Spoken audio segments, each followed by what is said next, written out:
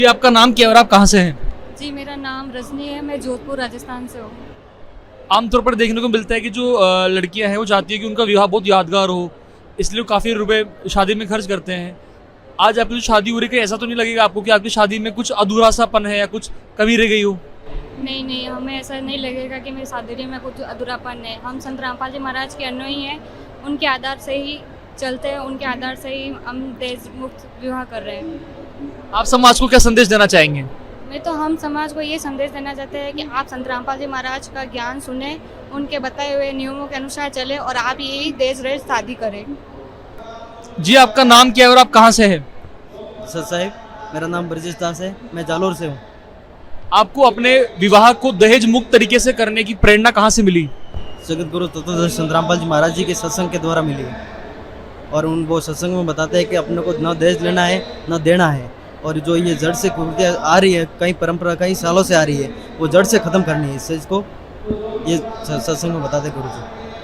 आप और माता पिता को क्या बोलना चाहेंगे जो अपनी बेटी के लिए दहेज के लिए परेशान है?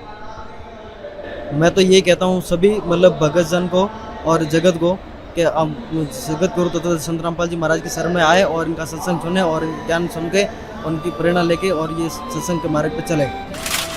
आत्महत्या करना भी परमेश्वर के संविधान के खिलाफ है।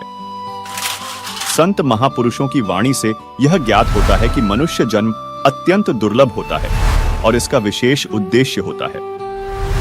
इसलिए अपने जीवन का अंत करना न केवल एक गंभीर भूल है, बल्कि यह भगवान के विधान के मुताबिक दंडनीय भी है, क्योंकि मनुष्य जीवन का मूल उद्देश्य पूर्ण परमात्मा की सच्ची भक्ति करके भगवान के पास जाना है, जिससे हमें भौतिक, शारीरिक, मानसिक, आर्थिक और आध्यात्मिक सभी प्रकार के सुख प्राप्त हो सकते हैं। इसी विषय में रामचरितमानस के उत्तरकांड के दोहा 42 की चौपाई 4 और दोहा 43 में लिखा है, बड़े भाग मानुष तनु पावा, सुर दुर्लभ सब ग्रंथन ही गावा, साधन धाम मोच कर द्वारा, पाइन जे ही परलोक संवारा, दोहा 100 परत्र दुख पावी, सिर धुनि धुनि पछिताए, काल ही कर्म ही ईश्वर ही मिथ्या दोष लगाई।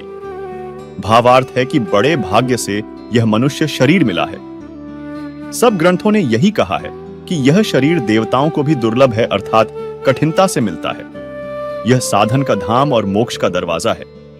इसे पाकर भी जिसने परलोक न बना लिया, वह परलोक में दुहक पाता है, सिर पीट पीट कर पछताता है। दर्शकों, जैसा कि रामचरितमानस में गोस्वामी तुलसीदास जी ने मानव जीवन को बड़े भाग्य से मिलना बताया है, जिसे प्राप्त करने के लिए देवता भी तरसते हैं, क्योंकि यह जन्म मृत्यु के दुष्चक्र से निकलने अर्थात मोक्ष का साधन